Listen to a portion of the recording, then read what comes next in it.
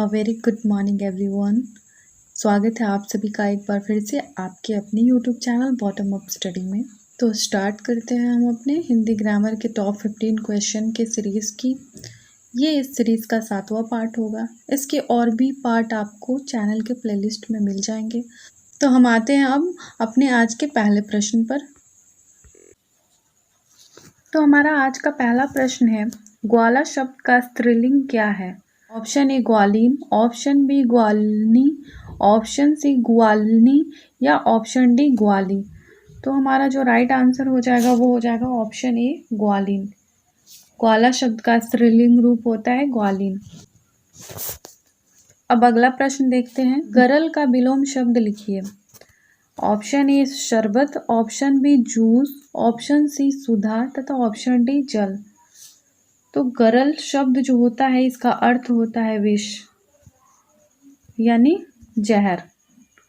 तो हमारा जो राइट आंसर हो जाएगा वो हो जाएगा ऑप्शन सी सुधा, यानी सुधा का जो अर्थ होता है वो होता है अमृत।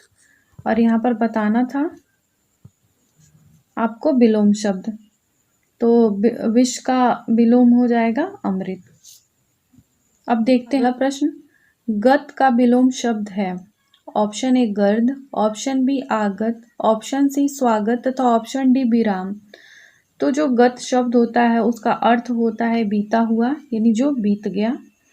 तो इसका जो विलोम यानी विपरीत हो जाएगा वो हो जाएगा आगत, यानी ऑप्शन बी जो है वो हमारा वो हो जाएगा राइट आंसर। आगत मतलब जो आने वाला है। अब देखते हैं हम अपना अगला प्रश्न, कुश का विलोम शब्द होगा। तो कुश जो होता है उसका अर्थ होता है घास, जो बहुत पतला पतला होता है वो होता है कुश। तो आपको इसका विलोम शब्द बताना होगा। तो हमारा जो ऑप्शन है, ऑप्शन ए पुष्ट, ऑप्शन बी स्थूल, ऑप्शन सी ए तथा बी दोनों या ऑप्शन डी पतला। तो जो हमारा ऑप्शन डी है वो तो हो जाएगा इसका पर्यायवाची शब्द पतला, और जो हमारा ऑप्शन ए है पुष्ट तथा ऑप्शन बी स्थूल, ये हो जाएंगे हमारे राइट आंसर, यानी ऑप्शन सी जिसमें है ए तथा बी दोनों।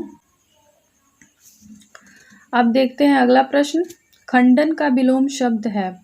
ऑप्शन ए मंडन, ऑप्शन बी मुंडन, ऑप्शन सी समर्थन तथा ऑप्शन डी धोखा। तो खंडन शब्द का जो अर्थ होता है वो होता है किसी चीज को तोड़ना या मिटा देना। तो इसका जो विलोम शब्द हो जाएगा वो हो जाएगा मंडन, यानी मंडन का जो अर्थ होता है वो होता है सजाना, किसी चीज को सजाना। तो इसीलिए ये हो जाएगा हमारा राइट आंसर, यानी option C, sorry option A. अब जो हमारा अगला प्रश्न है वो है, कौन सा शब्द सी का पर्याय है? यानी आपको यहाँ पर बताना है सी का पर्यायवाची शब्द। तो सी का जो पर्यायवाची शब्द होता है वो होता है केसरी। तो हम लोग सी को केसरी भी बोलते हैं, तो इसीलिए ये हो जाएगा हमारा राइट आंसर।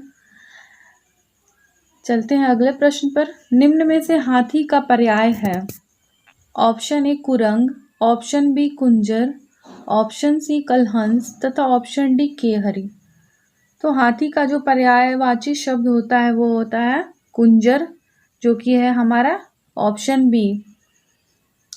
अब आते हैं अगले प्रश्न पर, कौन सा शब्द पत्थर का पर्यायवाची नहीं है?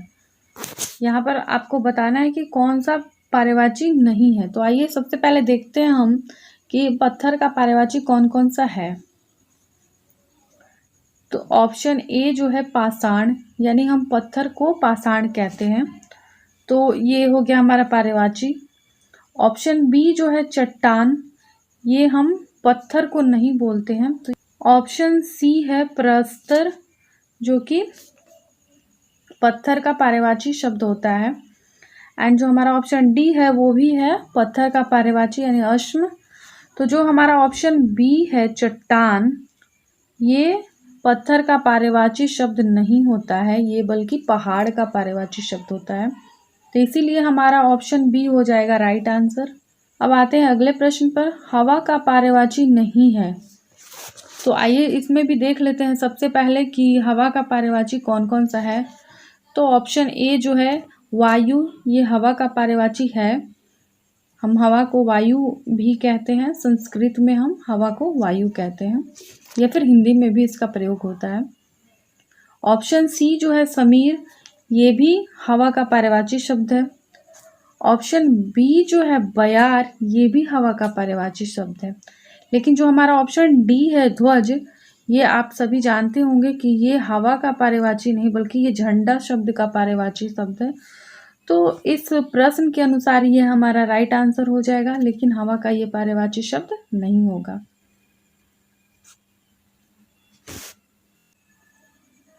अब जो हमारा अगला प्रश्न है वो है जिसका कोई अंत ना हो उसे कहते हैं। और जो हमारा ऑप्शन है वो है ऑप्शन ए आनंद, ऑप्शन बी अनंत, ऑप्शन सी अखंड तथा ऑप्शन डी असीम। तो जिसका कोई अंत ना हो उसे हम कहते हैं क्या? अनंत, यानी ऑप्शन बी। अब आते हैं अगले प्रश्न पर। किसी बात का गूढ़ रहस्य जानने वाला वाक्य के लिए एक शब्द क्या होगा? ऑप्शन ए मर्मज्ञ, ऑप्शन बी सुविज्ञ, ऑप्शन सी विद्वान तथा ऑप्शन डी निगुण। तो जो किसी बात का गूढ़ रहस्य को भी जान जाता है उसे हम कहते हैं मर्मज्ञ, यानी ऑप्शन ए हो जाएगा हमारा राइट आंसर। अब देखते हैं अगला प्रश्न। बिना पढ़ा हुआ अंश वाक्यांश के लिए एक शब्द होगा। ऑप्शन ए अपठित, ऑप्शन बी अप्रभंश, ऑप्शन सी मौलिक तथा ऑप्शन डी अपठनीय। तो जो हमारा राइट आंसर है वो हो जाएगा हमारा ऑप्शन ए अपठित, यानी कि जो बिना पढ़ा हुआ अंश होता है उसे हम क्या कहते हैं? अपठित कहते हैं।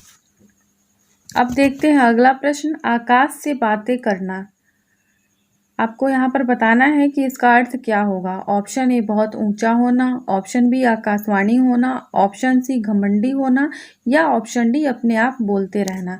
तो जो आकाश से बातें करना होता है उसका अर्थ होता है बहुत ऊंचा होना, यानी कि जो ऑप्शन ए है वो हो जाएगा हमारा राइट आंसर।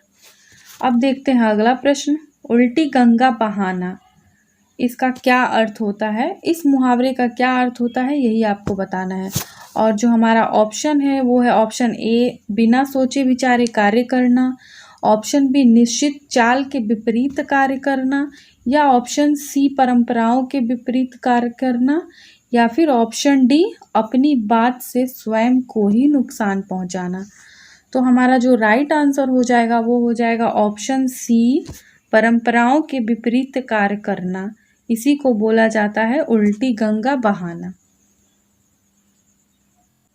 अब आते हैं हम अपने आज के आखिरी प्रश्न पर, जो कि है कान खड़े होना, इसका अर्थ क्या होता है? इस मुहावरे का अर्थ क्या होता है?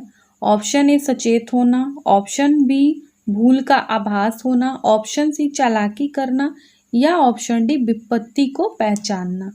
तो कान खड़े करना जो मुहावरा होता है उसका अर्थ होता है सचेत हो जाना। तो यही हो जाएगा हमारा राइट आंसर। तो फ्रेंड्स ये थे आज के टॉप 15 क्वेश्चन। अगर ये वीडियो आप लोगों को पसंद आई तो इस वीडियो को करें लाइक। अगर आप इस चैनल पर है नए तो चैनल को करें सब्सक्राइब, और इस वीडियो को शेयर करें अपने फैमिली, फ्रेंड एंड रिलेटिव के साथ, ताकि उन लोगों की भी हेल्प हो जाए। Thank you so much, thanks for watching, bye bye and take care.